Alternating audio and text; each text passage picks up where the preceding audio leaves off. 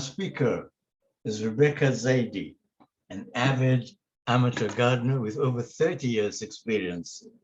Primarily a vegetable grower, she is an advocate of pesticide-free and sustainable growing practices. She has served as a garden captain at the Masamin Community Center. Rebecca, over to you. Thank you. Assalamu alaikum, everyone. I'm just going to take a moment here to share my screen.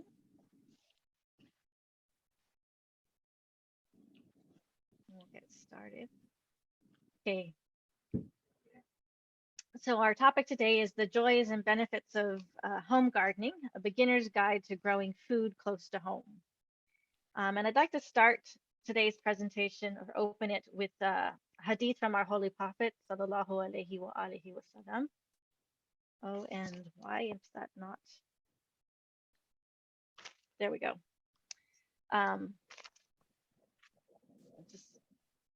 Whoever plants a tree and patiently maintains it and tends it until its fruition, every single fruit consumed from that tree is regarded by Allah as a charity on his behalf.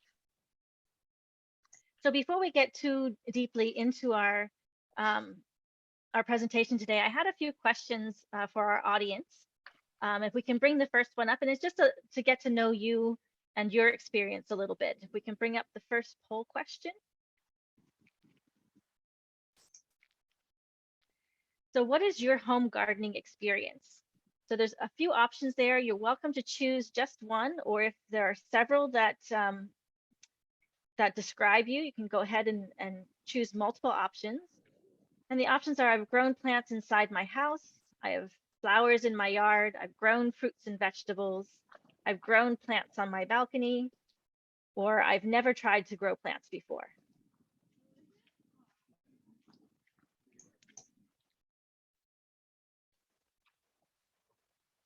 Okay, the screen doesn't seem to be moving. We've got about 50% participants participating. Oh, it's going up. It's going up. It's good. Good. Yeah. Can we have as many of you participating as possible? 71%. Good job. All right, let's end the poll now and share the results. Okay, so you can see here we've got quite a selection of experience here. So we've got some who've never tried to grow anything before. It looks like we've got some a lot of fruit and vegetable growers, so that's great. And so the container gardening might be new for some of you as well. So we'll touch a little bit upon that. Okay, so if we can bring up the next question. So I have another question for you before we continue. And it's just, this is just to satisfy my curiosity about what you're most curious about. So if we can bring up the next question. So what are you most curious about? Growing vegetables outside, starting seeds indoors, or sustainable gardening? I'll just give a few minutes. Yeah.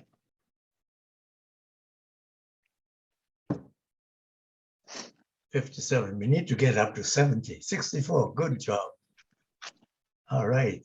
10 more. 71. Okay. Oh, it's gone down to 66. All right. Doesn't seem to be moving, so we'll end the poll. Okay. And okay, so it looks like most of you are interested about growing vegetables outdoors, so that's great. We're going to talk quite a bit about that, and also we have a few slides on sustainable gardening for you as well. So we'll go ahead, we'll get started, and I've got one more question. So this is kind of a test your knowledge to get us started. The next question being, what do plants need to grow in the home garden? So we can bring that one up. And so choosing just one answer that you feel best answers this question. Okay, let's have our participants participating.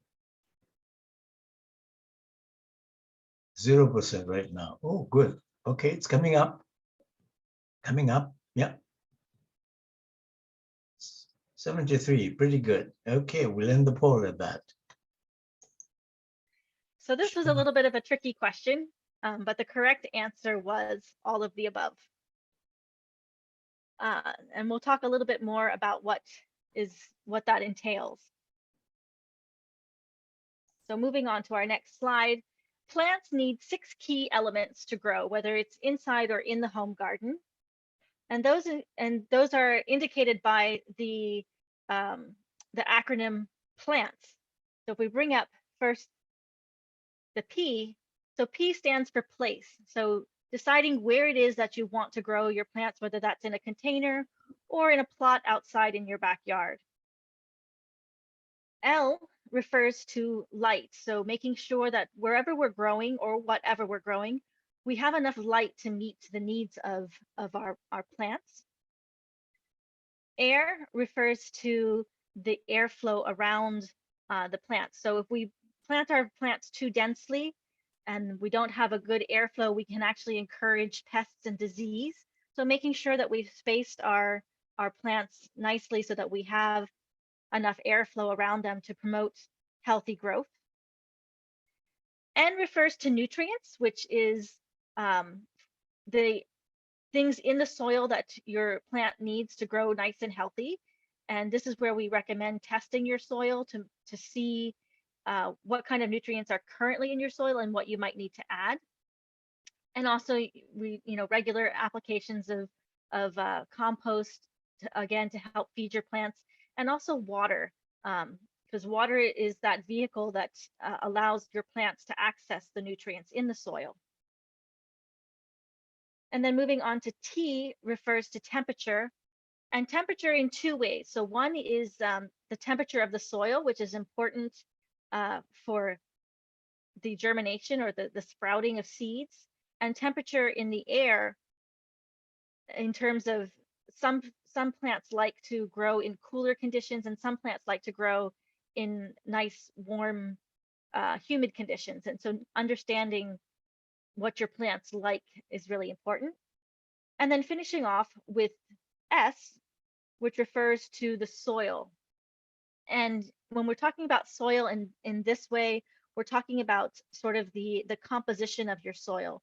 So whether it's dense and has a lot of clay, or whether it's sandy, and depending on what kind of soil we have, we may want to amend our soil to condition it to make it more suitable for growing plants. So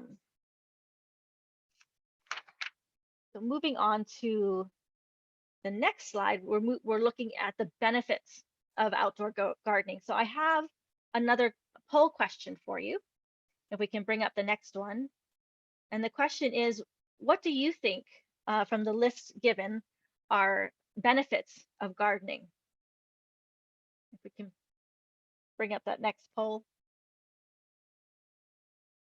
There.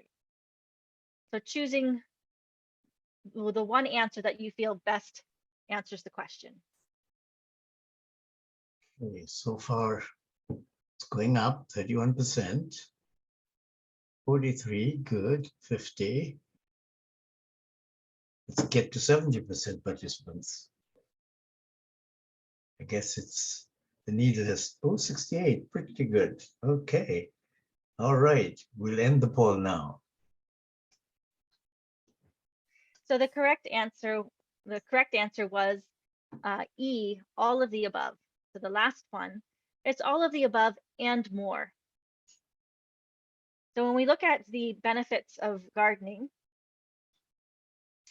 it improves the production of vitamin D, promotes immune health, reduces stress and lowers blood pressure, improves mood, builds strength, helps maintain healthy weight, improves sleep, protects memory, provides access to fresher and more nutritious food, and helps build a sense of connection both to the earth and to the community. So now that we understand the benefits of gardening, we'll move on to what to grow based on where we live. So this is the Southern Ontario growing calendar. So this is a really handy document that I like to use. It's put out by a company called West Coast Seeds. They have one for every growing region within Canada. And if you look up here across the top, you'll see it's got a legend, and it has a different symbol for starting your plants indoors, direct sowing in the ground outside, transplanting seedlings, and whether the plants should be undercover or transplanted undercover. Down here on the left side, you've got all your vegetables, and then we have all the seasons of the year. And just by looking at this with a quick glance, you can see that here there's a plant that if we want to grow it in Southern Ontario, we need to start the seeds in February inside. But over here we have a plant we want to sow directly in the ground according to this chart. We don't want to start it inside at all. And if we go to the next slide, we've got some that are in between. So some that we can start outside, but only under cover. Or here, if we wanted to grow spinach late in the season, we can put the transplants out, but we want to cover them so that they're protected from the cold. So really quickly with a document like this, I can say, oh, I want to plant pumpkins. Okay, so if I'm going to plant pumpkins, I can start them inside in April or May, or I can plant them directly late May or June. And then I can sort of plan how I want to schedule things in my garden. And then finally, down here at the bottom, you'll see it lists a few cities in Ontario, in Southern Ontario, and it gives you a number of days, and that's the length of your growing season. So if you are starting vegetables from seeds, you can look at on the seed packet, and usually it tells you how many days to maturity. And then if that date is longer than our growing season, then that's an indication that we want to start our plants inside, or we'll need to buy seedlings from the garden center. So moving on from our growing calendar, we're ready to go to the garden center. So we have two options when we get to the garden center. We can either choose to purchase seeds, or we can choose to purchase seedlings or young plants. So that brings up our next poll question, which is asking you what you think is the better option. Is it better to buy a seed packet, or is it better to buy young plants, the seedlings? So one choice, which one do you think is better? 12%, 18%, 25, 31. Keeps going up. Stuck at 43, 50. Yeah. 62. That's it. Okay. I guess we'll stop there. 62% response. Okay, so it seems like most people in our audience favor seedlings over seeds, but the actual answer is it depends.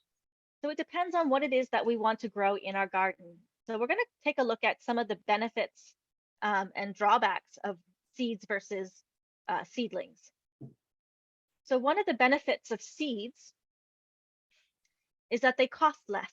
So you can buy a packet of seeds and get, anywhere from 30 to, 200 seeds in a packet, depending on what you're growing, for a couple dollars. When you grow from seeds, you have a wider selection of varieties available. So when you go to the garden center, they're only carrying a small fraction of what is available to grow. So by choosing your seeds, you have a lot more options.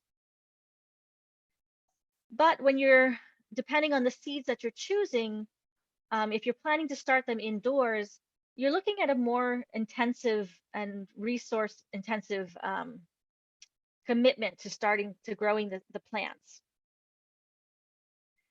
And then there's the idea that some plants actually don't transplant well. So if you remember, we were looking at that growing calendar, there were some of those plants that didn't have any of those dot symbols saying that when to start them inside. And in some cases, that's because these are plants that don't like to be transplanted. They don't like to have their roots disturbed. So in that case, choosing seeds is maybe not your best option.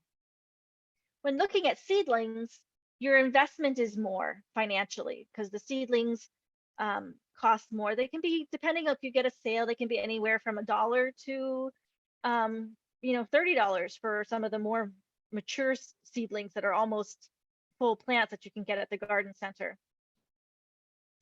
One of the benefits, though, is a shorter growing time. So that comes back into our growing season. For example, in Ontario, we don't have enough days in our growing season to start tomatoes from seed outside.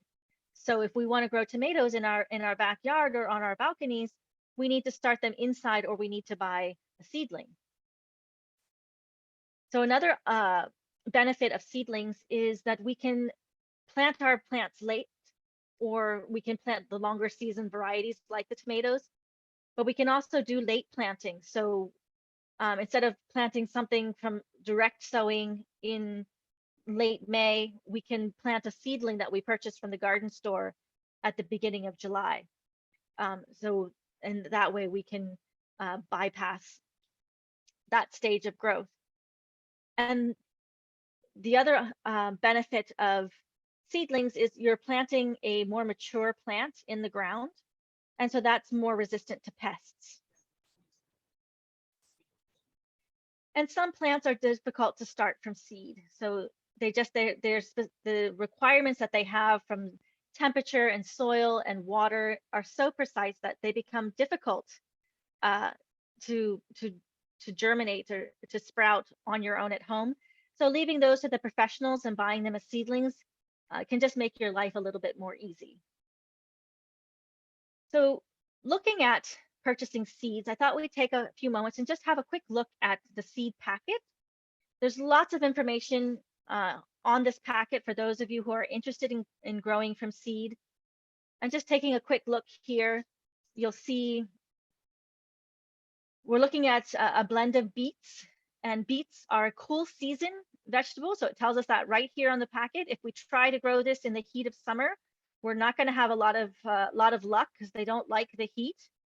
It's telling us that it takes 65 days from the time that the plant sprouts through the ground until it's ready to pick, is generally about 65 days. And then over here on the right side, we have this little tab here that has lots of great information. Right here, it tells us how long it takes for the seed to sprout, and it gives us a different range based on whether we're planting in warmer conditions or cooler conditions. Here it tells us how deep to plant the seeds, which is really important for germination. If we too deep or too shallow, we might not have our plant sprout. It tells us how far apart to place our seeds in the row, and then how far apart to place our rows. And this comes into play for the plants that are using the same nutrients. We want to make sure that we give them enough space so that they have enough nutrients to sustain their growth. And then down here, it's about thinning. So in this particular plant, we're planting several seeds together. And then when they're 2 inches tall, it tells us we want to thin so that there's only one plant, the strongest plant of that grouping, every 4 inches. One thing that this seed packet isn't showing us is it's not telling us how much sun this plant likes. So a lot of seed packets will tell you whether your plant likes full sun or partial sun. And then right over here, there's a nice bit of information here. You'll see that it says when to sow outside. It's saying that outside sowing is recommended. So this is a plant that likes to be sown directly in the soil outside 2 to 4 weeks before the last frost. And when to start it inside. So if I want to start these seeds inside in my home, it's telling me that for this particular plant, that's not recommended. So this is not a plant that likes to be disturbed and transplanted. So this is one that we won't do that to. So all sorts of information you can find on the seed packet. But if we were planning to start picking a plant that we wanted to start indoors, I have a few tips for you for starting seeds indoors. So purchase seeds from a reputable source and purchase the best seeds that you can afford. So this is going to help you in your success by a higher rate of sprouting. So cheaper seeds generally have a lower percentage of sprouting. Use a good seed starting potting mix. So if you're starting inside, you don't necessarily want to grab the soil from outside and put it in your pots. It's probably not going to be the best soil for getting those young plants to start right off the bat. So the potting mix will have all kinds of nutrients and things in it that will help feed those baby plants and get them growing nice and strong. Make sure your pots have good drainage. So drainage is the ability to release water, so not holding water inside the pot.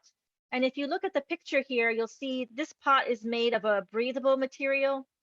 So it'll actually, if there's too much water, it'll actually just let it go out through the pot and dry. Some pots aren't breathable like this. And what drainage means is just making sure that there's holes in the bottom of the pot to make sure that any excess water can escape.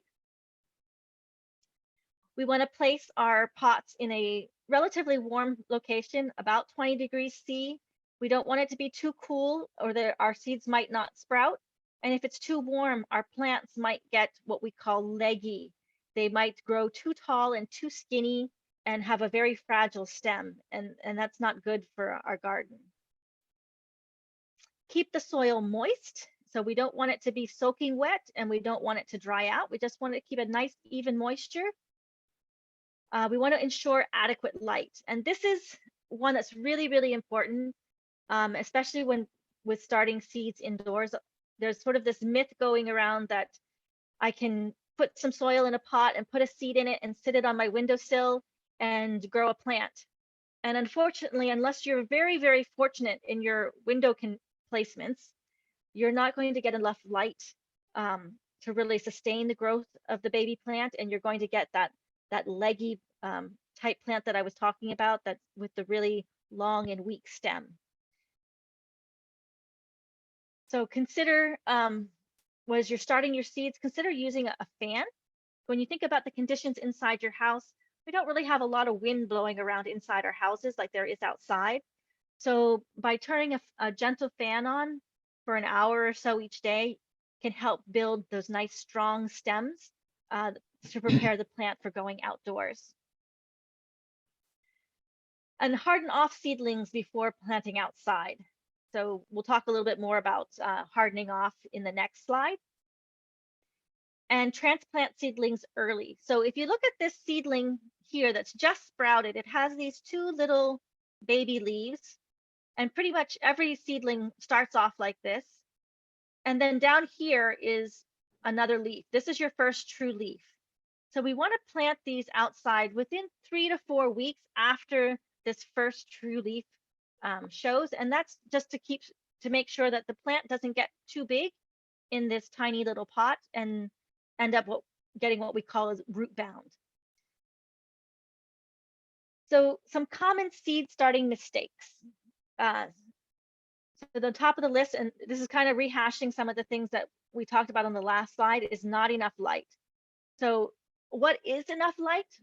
So you're looking for up to 16 hours of natural light or artificial light from like a grow light. But the plants also need some darkness too. So we don't want to leave the lights on all day long, up to 16 hours. And when we start off, we want to have the light 4 to 6 inches above the surface of the plant. So really getting that nice strong light close to the growing plant.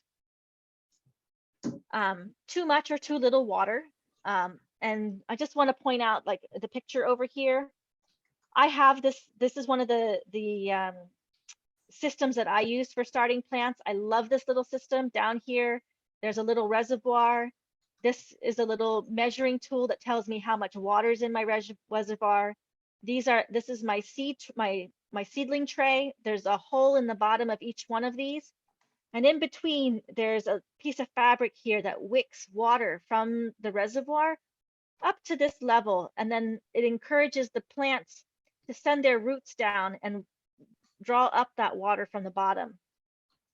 And then lastly, it has this little top that acts as a little mini greenhouse and can keep some of that moisture from evaporating from the soil.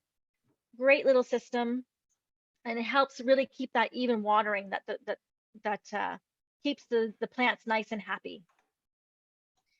So another mistake is starting seeds too soon. And this is a problem because if we start them too soon, then the plants get too big before the conditions outside are ready for transplanting. Planting the seeds too deeply. So if we plant the seeds too deep, they don't get enough there might be too much soil for the small stem to push through. They might not get enough ambient light to be able to sprout. So it's really important to listen to that number on the seed packet. So another problem is hardening off too soon. So what that is hardening off is the process of getting your plants ready to move out of doors. And if we do this too soon, the conditions outside, we might look like it's really nice and warm in April, but then all of a sudden in May, we get a cold snap. And now we can't move the plants outside and they get stressed. Another problem is hardening off too quickly. So if we rush it and we try to get our plants out too quickly, they can end up being stressed, or they can end up suffering damage from the temperatures being too cool. So generally when we harden off, we're taking the plants out for just an hour or so at a time to start off in a shady area, and then extending that time and moving it into more sunny locations over the course of about a week and a half to get them used to the outdoor conditions. Another mistake is sowing too many seeds, and that kind of gets us overwhelmed. We think, we have plenty of space, and all of a sudden we're overwhelmed with too many plants.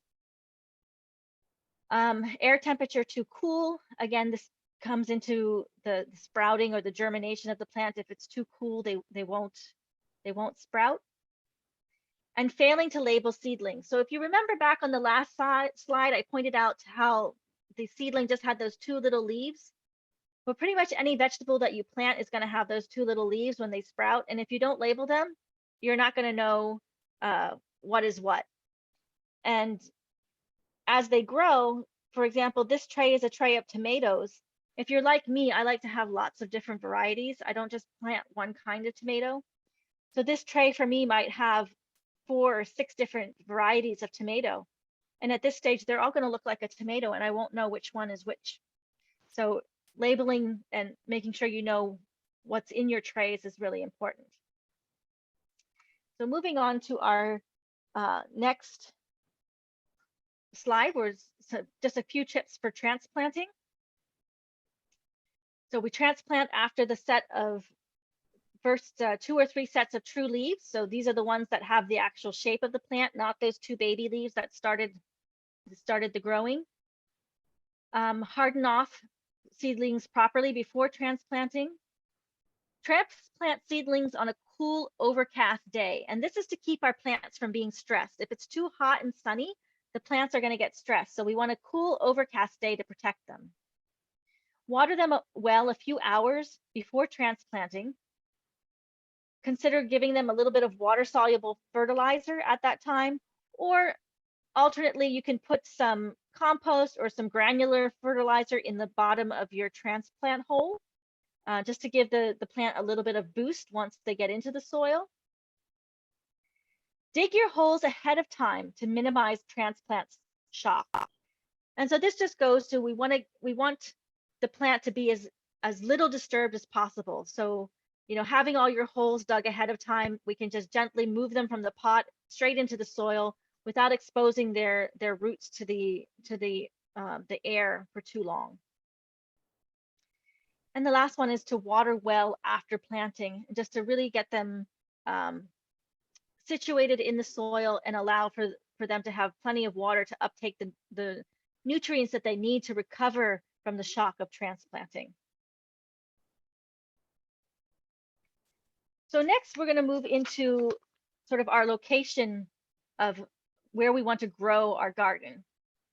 Oh, sorry. Don't walk. One more. Don't walk on the soil. So this is about compacting the soil around the plant. If we compact it too much, it makes it difficult for the roots to grow. So we want to keep our soil nice and light. So we don't want to press down too much in the pot, or we don't want to walk around our garden rows too much if we can avoid it. So now moving on to our next slide. Where do we want to plant our garden? So this is where we're going to bring up the next poll, and just to give us an idea of what our audience is thinking of, is what kind of garden do you want to plant? We have 3 options. So you want to grow in pots inside your home, in pots, on the balcony or patio, or outdoors in your yard.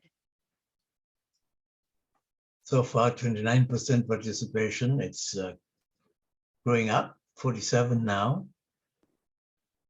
52, that's good. 58, nice. Needle doesn't seem to be moving anymore, so we'll end the poll. Share the results. So I'll just speak a little bit to the results that we have. So for those of you who are interested in growing in the pots inside your home, again, you're going to want to consider getting some artificial lighting to help your plants grow. If you have a sunroom in your home, that would be a really great place to try and grow your vegetables. For those who are looking for growing on your balcony or patio, you might get quite a bit of shade in your balcony. So you think about maybe following the sun through the course of the day. So you might have to move your plants through the course of the day to get them the amount of sun that they want. And for those of you who are wanting to grow outdoors in your yard, you know, making sure we've got that nice sunny location. So let's take a look at some of the cons and pros of choosing containers versus a traditional garden bed. And a traditional garden bed, we're talking about like digging up a section of our yard to plant our vegetables. So if we're growing in containers, one of the benefits is movability. So being able to move the containers if we need to, or if we don't like the location, or we're not getting enough sun, we can move our plants. For container gardening, it's a little bit less of a commitment, right? If we're just buying some pots and planting in those, rather than sort of redesigning our backyard and making room for garden beds. When we grow in containers, we're using warmer soil, so the soil warms up faster, so which is really, really good for those heat-loving vegetables. But they also dry out quicker, so we need to be more vigilant about our watering. But we have fewer weeds to contend with, which makes it a little bit easier to grow in gardens in our containers, which also makes it less labor intensive. So when we're growing in containers, it's a little bit less work in terms of maintenance. Container gardening is more accessible, especially for those who have physical limitations. And it's space conscious, so it doesn't take up as much room in our home or in our outdoor space. And no yard required. So it's pretty much accessible to everyone in terms of where your living space is. For traditional beds, there's a lower cost. So we're not buying potting soil, we're not buying pots. We're basically turning over soil in our backyards. It uses the existing soil, so there's no cost involved with that. We're able to have a deeper soil to grow in for a healthier root structure. So the roots can grow vertically downward to a greater depth, which is better for our plants and better in terms of drought tolerance. The soil itself has better water retention, so it requires less frequent watering. And we're able to plant a wider variety of crops. Not every vegetable is suitable for growing in a container. One drawback is that depending on what our existing soil is like, we may actually have to add things to our soil to make it more suitable for growing. Just a few tips for container growing. Make sure your pot is large enough for the roots to expand. Make sure that the pot will be big enough and heavy enough so that the plant won't tip. Some plants that you may grow can actually grow to be quite large and quite heavy once they're in full fruit. So you want to make sure you have a nice solid pot to support them. Larger pots equal more room for error. So if you're not quite sure what size pot to purchase, get a bigger one. Make sure pots have adequate drainage. So we've talked about drainage before. In this case, you just might notice that when you buy a pot, sometimes there aren't any holes in the bottom. Sometimes there's a little bit of a circle that shows you where the holes should be, but they haven't actually made the holes. So you just want to make sure that you've got the holes in the bottom of your pots to allow the excess water to escape. Adding perlite or vermiculite to your soil to improve aeration. So aeration is the lightness of the soil, but the other thing that this perlite does is it also helps retain water. So it soaks up the water and then releases it back into the soil over the course of time. So it's very helpful if you're growing in containers, and it's available at garden centers. If you're growing a plant that needs to be staked, adding the stake to your pot before you put in the soil, just to make it sure that it's nice and grounded and able to support the plant. And position plants 1 inch below the pot rim. And if you look at our picture here, it shows that really nicely. You see the soil level is about 1 inch below the pot. And that just helps with the collection of water, so it's not running off the edge of the pot and it's able to soak down into the soil. And lastly, when you're growing in pots, you want to check. Didn't get that. Could you try again?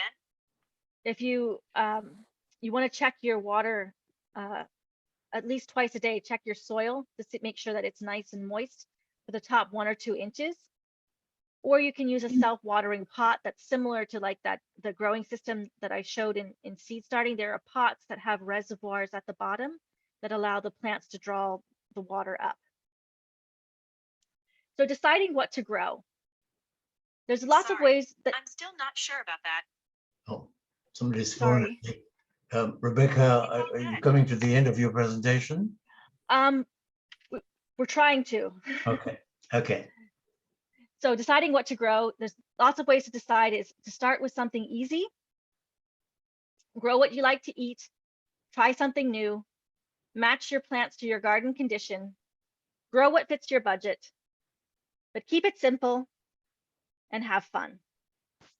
So we have some suggestions for you. If you're new to gardening, some easy things for beginners to grow in the cool season are lettuce, peas, spinach, radish. In the hot season, we have summer squash, tomatoes, chili peppers, cucumber, and watermelon.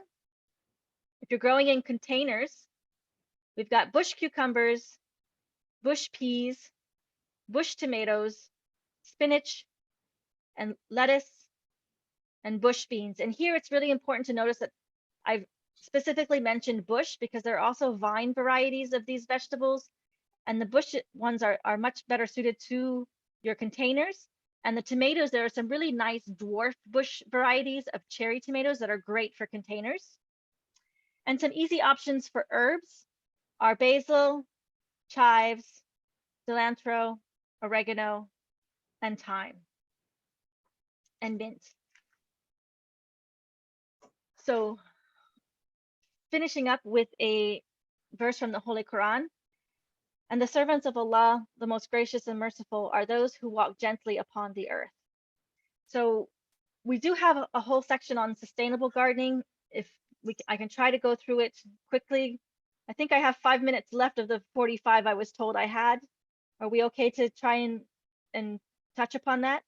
Yes, I think you also have one more poll to conduct. I skipped that one in the interest of time. Okay. Yeah. So sustainable gardening are practices that cause no harm to the earth and its inhabitants while attempting to enhance it. So this is that whole idea of treading lightly on the earth. So these practices include things like choosing native and disease-resistant varieties, applying compost instead of chemical fertilizer, practicing crop rotation, which is not growing the same vegetable in the same spot every year, year after year. The practice of companion planting, which is growing plants together that help each other, attracting beneficial insects, and practicing integrated pest management. So we'll take a closer look at just a couple of these practices. And water conservation. So the first one we're going to take a look at is companion planting. So the practice of growing different plants together for mutual benefit. And if you look at our picture here, we have a very traditional example of companion planting that's been done for hundreds of years. It's sweet corn grown with squash at the base, and there are actually beans growing up the stalks of the corn.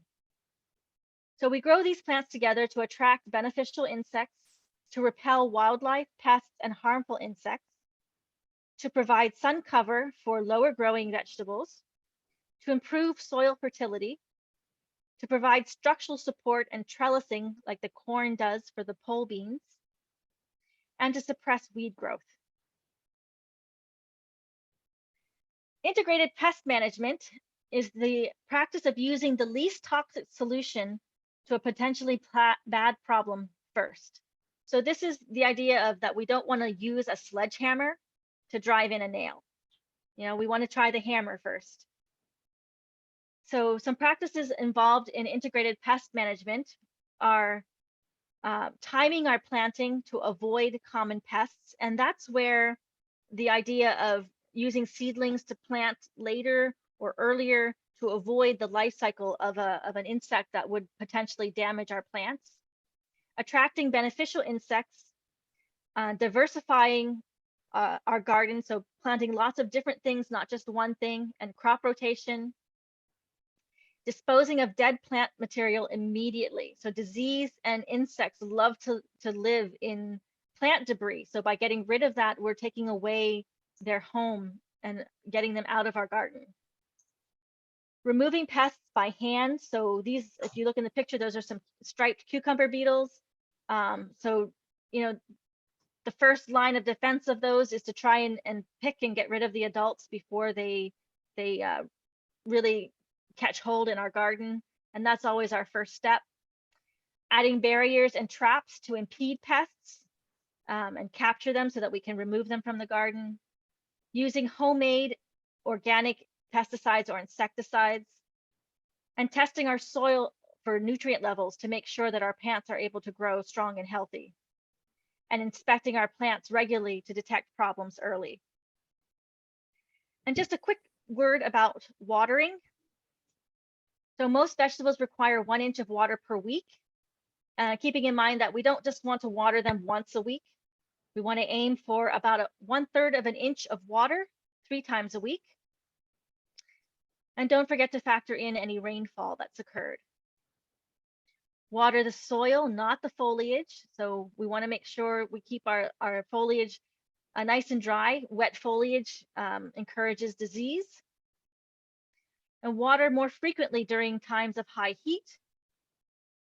And finishing up with the idea of gardening together to bring us back full circle to the video we saw earlier today and the community garden and the benefits of community gardening. Community gardening provides opportunities to build skills and share knowledge, share and grow knowledge, promotes healthier eating habits, provides access to fresh fruits and vegetables, increases physical activity, creates opportunities to spend time outdoors, helps bridge generational gaps, reduces isolation, and strengthens community bonds. And our last slide is just a few resources for you. West Coast Seeds is my absolutely favorite resource for seeds and gardening information, the growing calendars. They've got a wealth of information on their website. Urban Harvest is a local organic seed company. Howe's Gardening Forums is a great place if you're having problems in your garden or you have questions. You can post a question there and experts will come and try and help you out. YouTube is a great resource for learning specific types of growing. You can Google what you want to grow and get some ideas of how to grow them and what techniques to use. And Lee Valley Garden Tools, they are actually, that's where I got my little growing system with the water reservoir. They have some great tools on their website that really come in handy. And that's all I have. So I thank you all for listening. I hope there was some information there that was useful to you, and we can open the floor to questions. Okay, Rebecca, that was really a great presentation, very professional, packed with information, something that would make any amateur gardener a professional one if they followed your instructions there. I do know that in our audience, we have some very avid and ardent gardeners, and I'm sure they will have lots and lots of questions to ask. There are a few right now. We have two questions from Shafiq Kara. Where can I get growing calendar?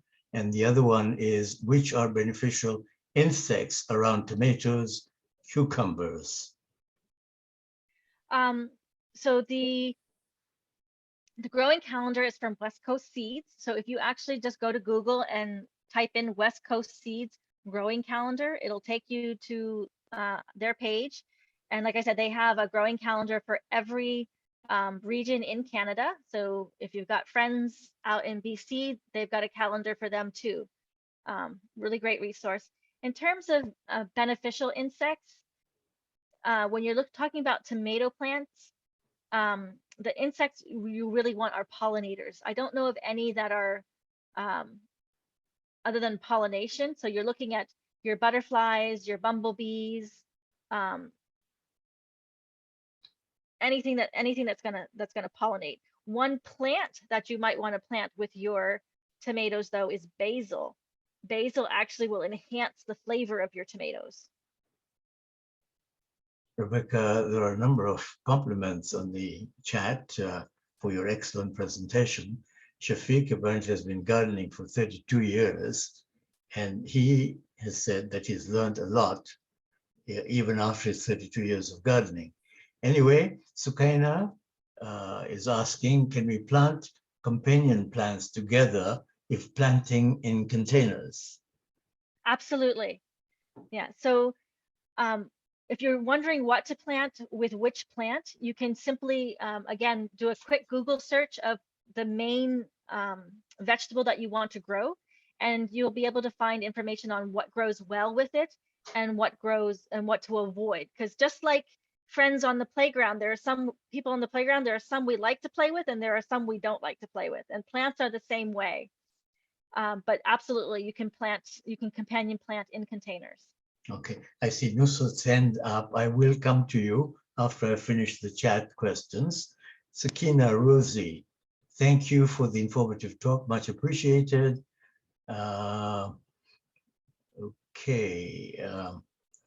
Gardening is well known to provide mental and physical health. The incidence and severity of depression is much lower among gardeners. There's a retirement home in Richmond Hill that provides a small piece of land to every resident for gardening because of its effects on health. This is from our avid gardener. I know him personally, Dr. Haider Fazl. So thank you, Haider, for that information. Nusrat, can I come back to come to you now? Do you want to? Sorry, you want to comment for sure? Go ahead. Yeah, I just wanted to add, I think that's a wonderful that the nursing home has done that. Another study that's been done is gardening in the way that it actually protects memory. It's actually really beneficial for Alzheimer's patients, which I thought was really wonderful. Okay, Nusrat, you have your question. You raised your hand. Yes. Can I go ahead? Sure. Okay, so Rebecca, you said to get rid of those bugs and beetles. How do I do it humanely? Where do I put them? How do I kill them, like in a nice way? Okay, Nusrat, do you want to mute yourself now? I will. Thank you. Yes, Rebecca. That's how to. I mean, it's really it's how to kill them nicely. there really isn't really a nice way to kill anything, right? So I think for me, it comes back to an intention, because uh, we're trying to grow food in our garden, right? So there's a few ways to do it, depending on what kind of insect you have. I mean, you can look for a predatory insect. So there are some insects that are in your garden that eat other insects. So, if you've got spiders, spiders are great for your garden because they eat lots of insects. There's predatory wasps, but some of them, depending on what insect you have, you can drop them into like a soapy water and they drown. And some of them, there are traps where they will get stuck on the trap. And I mean, they're not necessarily nice ways to die, but it's kind of either you have to manage them or you don't get food. So, I mean, there's really not any nice way to kill something. Okay, and we're getting on to past 3 o'clock. So one last question from Sakina. What plants would encourage, sorry, there are two questions, one from Sukaina and one from Sakina Rosie. Okay, Sakina Rosie, what plants would encourage hummingbirds? Oh, so hummingbirds like nectar. And I'm not really that familiar with hummingbirds, but the one that comes to mind are foxgloves, which are a flower. So your hummingbirds are really going to like flowers more than they're going to like vegetables. And I'm not a great flower gardener, but they're looking for a flower that produces nectar because that's what they eat. I missed one more question from her, Sakina Rosie. Is there a concept of snipping the top leaves of a new tomato plant to enhance the growth of the plant? Not that I'm aware of. It's not something that I know of. I know when the plant is young, and to enhance growth, there's a practice of pinching off new shoots that come into a joint of an existing branch to create a bushier plant, and so that it's sort of conserving energy in the branches and the fruit that's already there, rather than allowing it to continue to grow. But I haven't heard anything. It's just not something I'm familiar with, so I can't say for sure that it's an old wives' tale, but it's nothing that I've ever done. Okay, and one truly last question from Sukaina. Do you have recommendations for type of fertilizer to buy? Compost as well as the liquid fertilizer you mentioned. So when I use fertilizer, if I'm going to purchase a fertilizer, I like the ProMix brand. So ProMix has a water soluble fertilizer that's really good. And they have different ones, so you have to make sure you're buying the right one. So some of them are geared towards flowers, some of them are geared towards other things, but there'll be one that's a specifically for vegetables. There's some that are specifically for tomatoes, and they have a different composition. So there's a granular and a water soluble that I like to use from ProMix if I'm going to use that type of fertilizer. I usually apply compost to my beds every spring, and it depends on what's available at the garden center, but I usually like to use a mixture of one that's we'd use sheep and cow manure. So we'll purchase, half of our compost will be sheep manure and half will be cow manure, and then we just mix them together in the beds. All right, Rebecca, thank you ever so much for that great presentation. So Thank full you of for having me. information, so full of information, so beneficial to our gardeners who are members of our audience.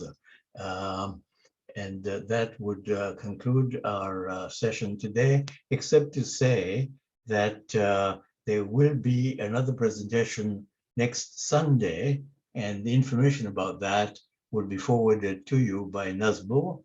As well, those who are interested in today's presentation, you will be getting a link to today's presentation, which will enable you to go over the wealth of information that was provided by Rebecca. Again, thank you all so very much for joining us, and have a good afternoon. Khuda Hafiz.